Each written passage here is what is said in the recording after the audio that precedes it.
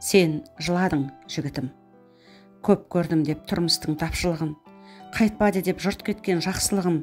Сен жыладың, сезімің жасы бағып, кіп-кішкентай балаңды қасыңа алып. Қырмызы күнім өтті деп, сенгенім сатып кетті деп, сен жыладың.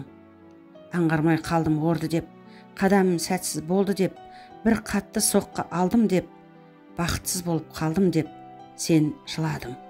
Мен бірақ селт етпедім. Білем сені тағдырдың еркеткенін, білем сені өр көңіл жомарт едің. Енді бүгін қалай бұл керкеткенің? Жарар, өткен күн оралар ма? Қарау керек бауырым саған алға, басыңдағы бөрік пе, орамал ма? Бөрік болса, ауыз тез басқа күйге, көз жасыңды көрсетпе жас сәбиге, көз жасыңды көрсетпе сұранамын. Әй жігіт, сен маған ұнамадың. Жас нәресте көруге тиісті емес әкесінің еңкілдеп жылағанын, әкесінің тым күйреп құлағанын. Ерлік пенен ездіктің жолы қатар, екеуінің арасы бір-ақ адым. Көз жасыңды көрсетпе сұранамын. Көтер қане басыңды, қалай бұның, мұз боп еріп кеткен бе бар айбының? Көтер қане басыңды, күніңді босқа өткізіп бедің. Тағдырың неге сыр айтты сараң? Өмірдің барлық сәтсіздіктерін бақытсыздық деп кім айтты саған?